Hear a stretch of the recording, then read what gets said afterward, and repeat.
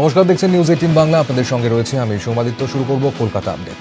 আর শুরুতেই যে খবরে চোখ রাখবো, বাগড়িতে আগুন লাগলো কি করে। আগুন নিভতেই ঘটনাস্থলে ফরেন্সিক দল পৌঁছে গেল। ডালা না বিদ্যুতের খুঁটির বক্স থেকে আগুন ছড়িয়েছিল সেদিন, তা খতিয়ে দেখতেই এই তদন্ত। অগ্নিকাণ্ডের দিন যে দুই যুবককে দ্রুত গতিতে বাইক চালিয়ে বেরিয়ে যেতে দেখা গিয়েছিল তাদেরও খোঁজ মিলেছে, তবে তারা দমকলকেই খবর দিতে যান বলে জানানো হয়েছে। বাগড়ির আগুন নিভেছে বুধবার।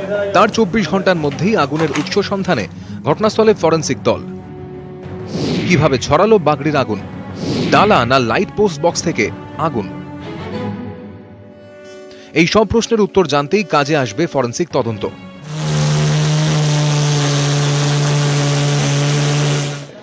বৃহস্পতিবার বাগড়ি মার্কেটের অগ্নিদগ্ধ প্রতিটি ফ্লোরে যায় ফরেন্সিক দল। বিশেষ করে যেখানে প্রথম আগুন লেগেছিল বলে অনুমান, সেই ফুটপাথের ডালা এবং বিদ্যুতের খুঁটির বক্স থেকেও নমুনা সংগ্রহ করা হয়। নিউজ 18 বাংলায় সেই ছবি দেখানো হয়। গোটা তদন্ত প্রক্রিয়া ভিডিওগ্রাফিও হয়। মার্কেটের বাইরের যে অংশটা প্রথমে সবাই জ্বলতে দেখেছে, সেখান থেকে আমরা স্যাম্পল নিয়েছি। বিভিন্ন ধরনের কম্পোনেন্ট আমরা নিয়েছি। তো এই কম্পোনেন্টগুলোর অ্যানালিসিস হবে ল্যাবরেটরিতে এক্সামিনেশন করার পরই বোঝা যাবে সোর্স অফ ইগনিশন কি আছে।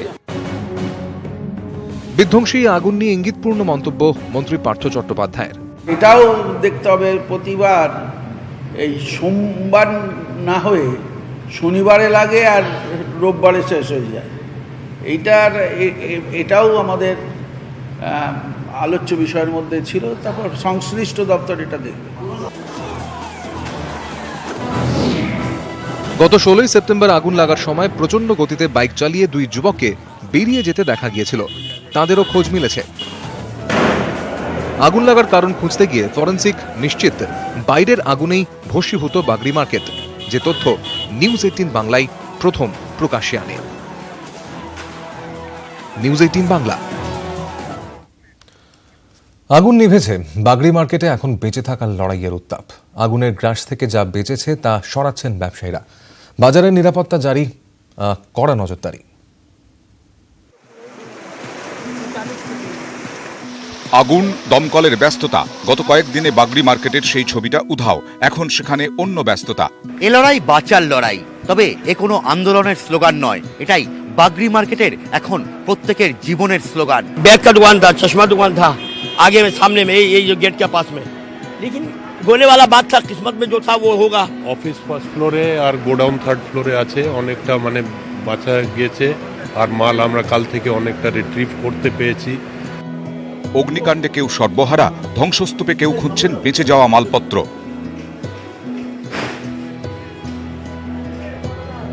বাগড়িতে এখন ধ্বংসস্তূপ সরানোর কাজ চালাচ্ছে দমকল। বৃহস্পতিবার ফলস সিলিং ভেঙে জখম হন এক কর্মী।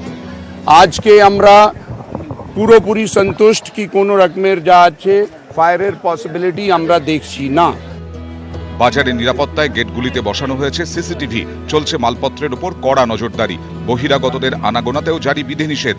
একটাই গেট দিয়ে এন্ট্রি এবং এক্সিট একই গেট দিয়ে হচ্ছে, সেখানে নাম লিখে যারা সব ওনাররা আছে সেখানে নাম লিখে ওনারা টাইম দিয়ে ফোন মোবাইল নাম্বার এন্ট্রি করে ওনারা এখান থেকে লেবার নিয়ে ভেতরে যাচ্ছেন এবং নিজের সব থেকে মাল বের করে নিয়ে আসছেন। শুধু ক্রেতা বা ব্যবসায়ী নন, বাগড়ির সঙ্গে জড়িয়ে বহু জীবন। কাঁধে কাঁধ মিলিয়ে চলছে সকলের ঘুরে দাঁড়ানোর লড়াই। নিউজ 18 বাংলা। রেলের অনুমতি হাতে আসার পরই পুরোদমে শুরু হলো মাঝেরহাটের লেভেল ক্রসিং তৈরির কাজ। কিভাবে কাজ এগোবে এদিন রেল এবং পূর্ত দপ্তরের আধিকারিকদের পরিদর্শনের পর তাও চূড়ান্ত। আলিপুর অ্যাভিনিউয়ের পাশে রেললাইন সংলগ্ন পাঁচিলও ভাঙা হয়। রেল ও পূর্ত দপ্তরের আধিকারিকের উপস্থিতিতেই শুরু হলো লেভেল ক্রসিং তৈরির কাজ।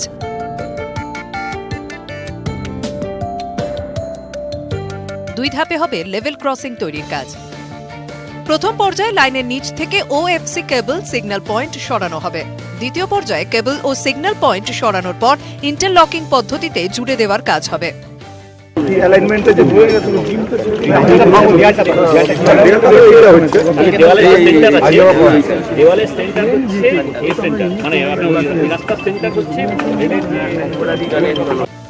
আলিপুর অ্যাভিনিউয়ের পর রেল লাইন, তারপর হুমায়ুন কবির সরণির পাঁচিল। বিকল্প রাস্তা তৈরিতে ওই পাঁচিল ভাঙার সিদ্ধান্ত আগেই হয়েছিল। এদিন পাঁচিল ভেঙে ফেলা হয়। মাঝেরহাটের ব্রিজ ভেঙে পড়ার পর যে বিকল্প রাস্তা তৈরির সিদ্ধান্ত নেওয়া হয়েছিল, সেখানে আলিপুর অ্যাভিনিউ থেকেই হুমায়ুন কবির সরণিকে জোড়ার কাজ লেভেল ক্রসিং এর মধ্যে হওয়ার সময় যে বাধা ছিল সেটা হচ্ছে একমাত্র পাঁচিল।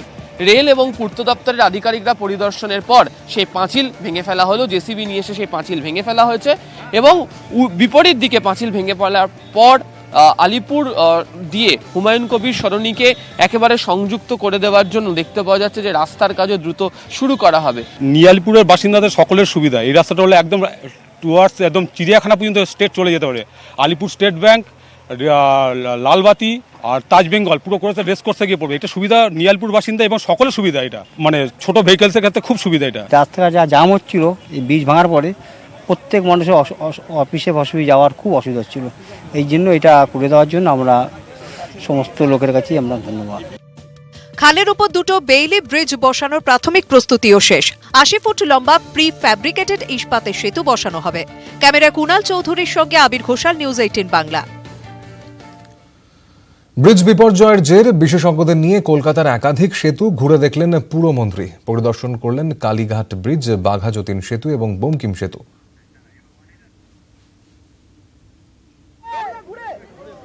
আদিগঙ্গার দূষণে বেহাল কালীঘাট ব্রিজ। জলের দূষণের জেরে বাতাসে অ্যাসিডের পরিমাণ বেশি, ক্ষতি হচ্ছে সেতুর নিচের অংশে। কালীঘাট ব্রিজে 3 দিনের মধ্যে মেরামতি শুরু এবং 15 দিনের মধ্যে কাজ শেষের নির্দেশ দিয়েছেন ফেরাদ হাকিম। আপাতত ব্রিজটা আমাদের এক্সপার্ট সাহেব দেখে বললেন যে এমন কিছু নয় যে ভেঙে পড়বে, কিন্তু কিছু মেনটেন্যান্সের দরকার আছে। সেই মেনটেন্যান্সটা ভয় পাওয়ার কিছু নেই, কিন্তু ফুটপাতের দিকগুলো বিশেষ করে ওগুলোকে একটু রিপেয়ার, মাঝখানটা ঠিক আছে, ফুটপাতের দিকে একটু রিপেয়ার করতে হবে, কারণ কি গাছ টাছ হয়ে গেছে। যখন আমরা ভাড়াটা বাঁধবো তখন ওনারা এসে আরেকবার উঠে দেখে নেবেন, যদি মাঝখানে কোনো রিএনফোর্সমেন্টের দরকার হয় তাহলে সেই রিএনফোর্সমেন্ট দেবে। এই কাজটা 3 দিনের মধ্যে শুরু হবে, 15 দিনে শেষ হয়ে যাবে। পলিউশনের জন্য এফেক্ট হচ্ছে, নিচে যেহেতু পচা জল, তার থেকে অ্যাসিডিটি বাষ্প উঠে এই ব্রিজগুলোর এরকমভাবে করোশন হয়ে যাচ্ছে। অন্যদিকে বেহাল বঙ্কিম সেতু মেরামতি শুরু পুরমন্ত্রীর পরিদর্শনের পরে।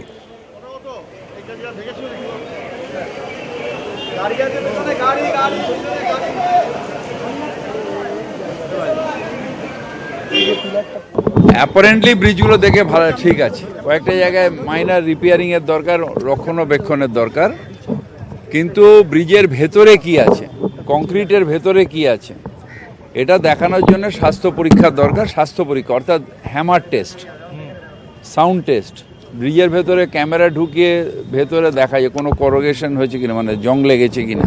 পার্কিংটা যতটা পারা যায় হালকা করার জন্য। আর মেনলি হচ্ছে যদি আমার সেতু স্ট্রং থাকে তখন আর এসব নিয়ে চিন্তা করা যায় না।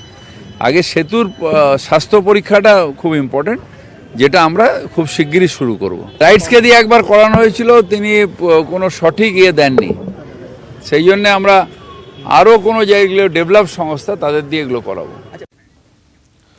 যশোর রোডের শতাব্দী প্রাচীন গাছগুলি আপাতত হাফ ছেড়ে বাঁচল। কলকাতা হাইকোর্ট গাছ কাটার যে অনুমতি দিয়েছিল তাতে স্থগিতাদেশ জারি করল সুপ্রিম কোর্ট।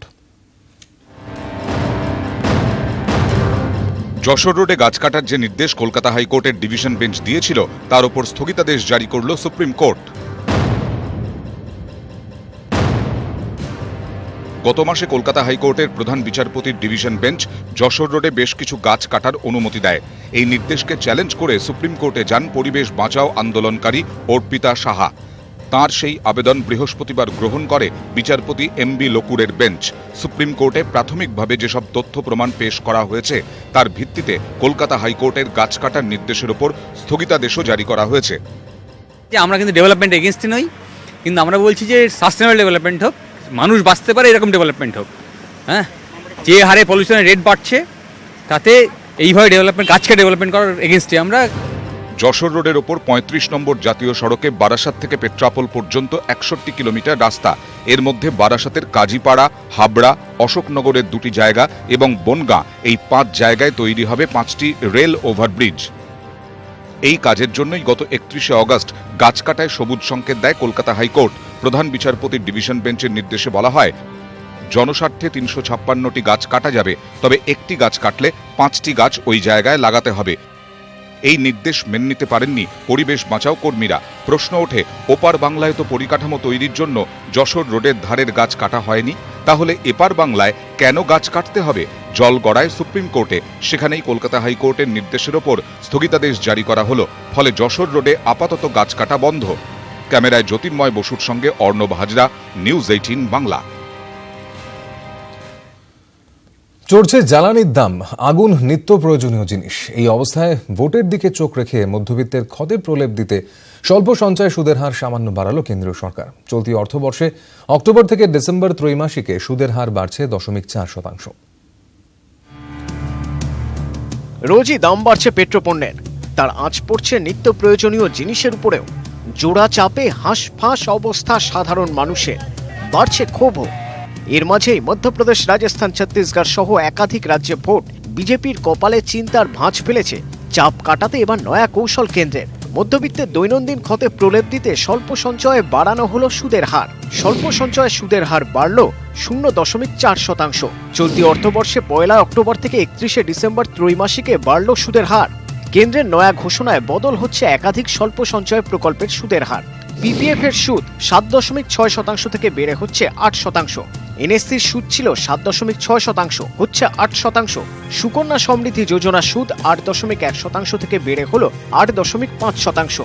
কেভিপিতে সুদ ছিল 7.3%, হলো 7.7%।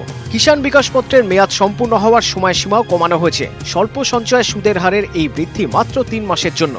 ফলে সুদের হারে সামান্য বৃদ্ধি কতটা টের পাওয়া যাবে তা নিয়ে সংশয় থাকছে। এমনিতেই ধাপে ধাপে স্বল্প সঞ্চয় সুদের হার বারবার কমানো হয়েছে, তারপর সুদের হারে যৎসামান্য বৃদ্ধি ক্ষোভের ক্ষতে কতটা প্রলেপ দেবে সে প্রশ্নও থাকছে। নিউজ 18 বাংলা।